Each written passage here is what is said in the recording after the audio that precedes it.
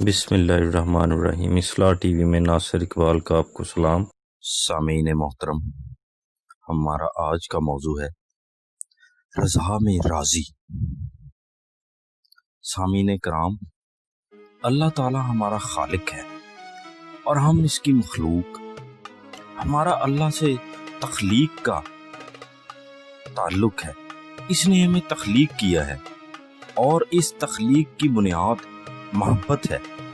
دنیا کی کوئی بھی چیز اس وقت تیار ہوتی ہے جب اس میں محبت ڈال دی جاتی ہے، وہ چاہے مالک کل کائنات کا بنایا ہوا شاہکار انسان ہو یا کسی بچے کی بنائی ہوئی کاغذ پر تصویر۔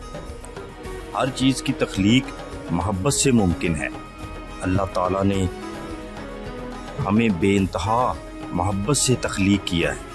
وہ 70 ماؤں سے زیادہ پیار کرنے والا ہے۔ قرآن مجید کا آغاز بسم اللہ الرحمن الرحیم سے ہوتا ہے۔ اس میں اللہ تعالیٰ کے 2 تعارف رحمان اور رحیم ہے۔ غور طلب بات یہ ہے کہ آخر یہ دونوں نام شروع میں ہی کیوں ہیں؟ بعض مفسرین کرام اس بارے میں فرماتے ہیں کہ ان دونوں الفاظ کے ماخذ میں رحم آتا ہے اور رحم مادر۔ یہ وہ مقام ہے جہاں سے زندگی کی ابتدا ہوتی ہے۔ جب یہاں پر انسان ہوتا ہے تو اس کو تقاضے اور تمنا کے بغیر ملتا ہے۔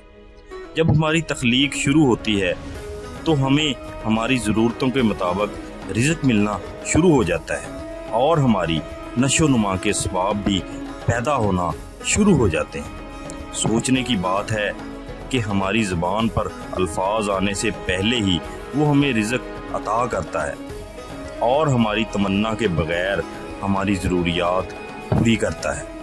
ماں کو ہم سے بہت محبت ہوتی ہے اور ہمارے رونے کا ہر سبب جانتی ہے۔ اللہ تعالیٰ نے اپنی محبت کے اظہار کے لیے ماں کی محبت کا حوالہ دے کر فرما دیا کہ میں 70 ماؤں سے زیادہ پیار کرنے والا ہوں۔ کہاں ایک ماں کا پیار نہیں سنبھالا جاتا اور کہاں 70 ماؤں کا پیار۔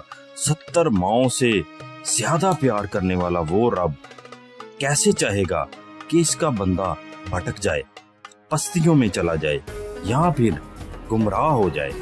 یہ بات یاد رکھنے والی ہے کہ بندہ خود اپنے آپ کو گمراہ کرتا ہے، حالانکہ اللہ تعالیٰ تو چاہتا ہے کہ میرا بندہ میری طرف پلٹ آئے تاکہ میں اس کو ہدایت دوں۔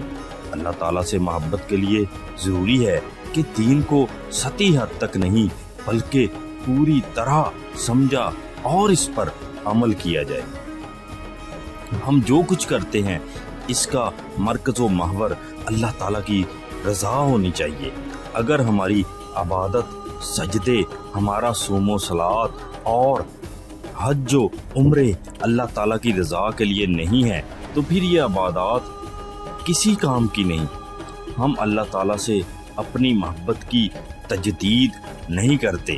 ہم اس ذات کو بھول جاتے ہیں جو بن مانگے عطا کرتی ہے۔ جب ہم بھول جاتے ہیں تو پھر عبادات کی روٹین تو ہوتی ہے لیکن ان میں نیت کی کمی رہ جاتی ہے۔ حضرت واصف علی واصف سے کسی نے پوچھا، کیسے پتہ چلے گا کہ ہمارا اللہ ہم سے راضی ہے؟ انہوں نے بڑا خوبصورت جواب دیا، جتنا تم اللہ تعالیٰ سے راضی ہو اتنا اللہ تعالیٰ تم سے راضی ہے۔ زندگی میں سب چیزیں 100% نہیں ہو سکتی۔ ہمیں کچھ چیزیں قبول کرنا ہوتی ہیں۔ جو چیزیں قبول کرنی ہوں ان کو اللہ تعالیٰ کی رضا سمجھ کر قبول کرنا چاہیے۔ ہر گزرتے دن کے ساتھ پہلے کے مقابلے میں ہمارے پاس زیادہ آسائشیں موجود ہوتی ہیں، لیکن اس کے باوجود زبانوں پر شکوے ہیں۔ اس کی ایک وجہ دین کے متعلق ہمارے غلط نظریات ہیں۔ ہمیں اپنے نظریات کو قرآنی حوالوں سے دیکھنا چاہیے۔ قرآن پاک میں اللہ تعالیٰ کا ارشاد ہے، اور ہم تمہیں آزمائیں گے خوف سے، بھوک اور مال و اولاد کے نقصان سے، اور صبر کرنے والوں کے لیے خوشخبری ہے۔ وہ لوگ جب انہیں کوئی مصیبت پہنچتی ہے تو وہ کہتے ہیں بے شک یہ اللہ کی طرف سے ہے اور ہم نے اسی کی طرف लौट कर जाना है। इन लोगों पर अल्लाह की रहमत और सलामती है और यही हदायत पाने वाले। हमारी जिंदगियों के बारे में हमें सब कुछ पहले से कुरान पाक में बता दिया गया है कि सारी मर्जी हमारी नहीं होगी, सारी चीज़ें हमारे मुताबिक नहीं होंगी। जब सब कुछ हमारे मुताबिक नहीं होना तो फिर क्यों ना अल्लाह ताला की रज़ा पर राज़ी रहा जाए। हम इन आजमाइशों पर पूरा नहीं उतरते और कहते रहते हैं मेरे साथ ही ऐसा क्यों है। ये एक मजाज है और इस मजाज का नाम शिकवा है जो अल्लाह ताला को पसंद नहीं। हमें इस मजाज को बदलने और शिकवे की जगह शुक्र लाने की ज़रूरत है। अय्याज महमूद गजनवी का इंतहाई फर्माबरदार गुलाम था। वो इस कदर फर्माबरदार था कि महमूद व अय्याज मुहावरा बन गया। एक दफ़ा महमूद गजनवी ने अपने दरबार में अपने वजीरों और मशीरों को बुलाया। इन्हें अपने हाथ से खरबूजा काट कर दिया और कहा इसको खाओ और बताओ ये कैसा है। एक मशीर ने अभी मुंह में डाला ही था कि उगल दिया और बुरा सा मुंह बना लिया। दूसरे ने भी ऐसा ही किया, तीसरे ने भी ऐसा ही किया, गर्ज सब ने ऐसा ही किया। जब अय्याज के पास खरबूजे का टुकड़ा आया तो इसने मुस्कुराते हुए इसको खा लिया। महमूद गजनवी ने सबसे पूछा बताओ ये खरबूजा कैसा था। तो सब ने जवाब दिया इतना कड़वा खरबूजा जिंदगी में हमने कभी नहीं खाया। जब अय्याज से पूछा तो इसने जवाब दिया कि इतना मजेदार खरबूजा मैंने जिंदगी में कभी नहीं खाया। महमूद गजनवी ने कहा या तो तुम झूठ बोल रहे हो या फिर ये सब मैं इनको मानूं या तुम्हें। अय्याज ने कहा बादशाह सलामत, हकीकत तो यही है ये फल कड़वा है, लेकिन मैंने आपके हाथों से इतने मीठे फल खाए हैं इसलिए मेरा दिल नहीं चाहा कि मैं आपको कहूँ कि ये कड़वा है। हमारी जिंदगी में अल्लाह ताला की इतनी नेमतें, इतनी करम नवाजियाँ, इतनी आसानियाँ और इतना फजल होता है जिसको शुमार नहीं किया जा सकता। लेकिन इसके बावजूद बजाय शुक्रिया अदा करने के हम कहते हैं कि हमारी मेहनत का सिला है। दूसरी तरफ अगर हमें थोड़ी सी तकलीफ आती है तो हम फौरी तौर पर शिकवा करना शुरू कर देते हैं। राजी रहना एक तर्ज फिक्र और तर्ज जिंदगी का नाम है, इसी को अपनाना और राजी रहना चाहिए।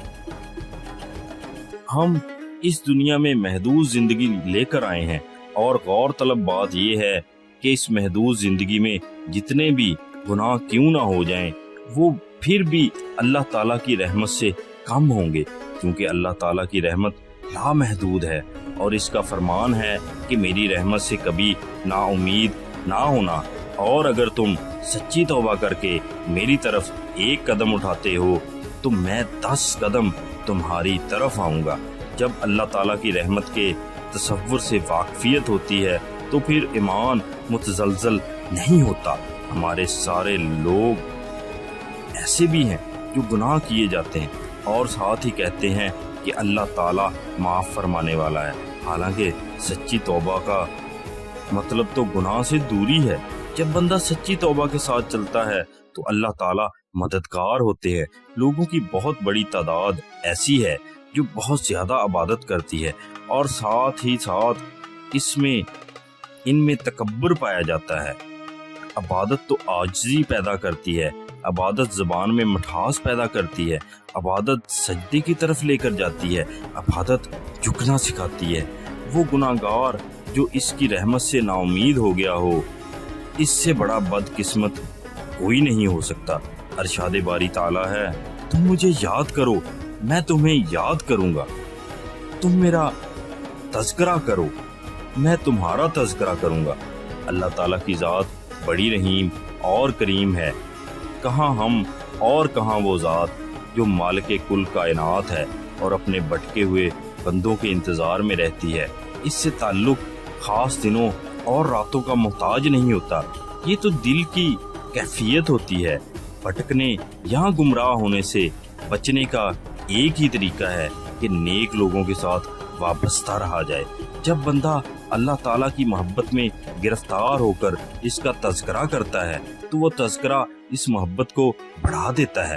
آج ہی سے پہلا قدم محبت کا ضرور اٹھائیں، 2 نفل اس محبت کے نام کریں، چند آنسو اس محبت کے نام کریں، سجدہ وفا کریں، جو اس بات کا اعلان ہو کہ میرے مالک آج اور آئندہ زندگی میں میری ترجیح اول آپ ہی ہیں، اور اس ذات کریم سے اپنے روابط استوار کریں۔ اس بارے میں ایک جگہ حضرت واصف علی واصف فرماتے ہیں، باقی سے تعلق بقا کی طرف لے جاتا ہے اور فانی سے تعلق فنا کی طرف لے جاتا ہے۔ اپنا اور اپنے ارد گرد لوگوں کا بہت سا خیال رکھیے گا اس دعا کے ساتھ کہ اے میرے اللہ، ہمارے کام ہمارے لیے آسان فرما دیجئے، اور ہے میرے پروردگار، مجھے اپنے بندوں کی بھلائی کے لیے چن لیجئے۔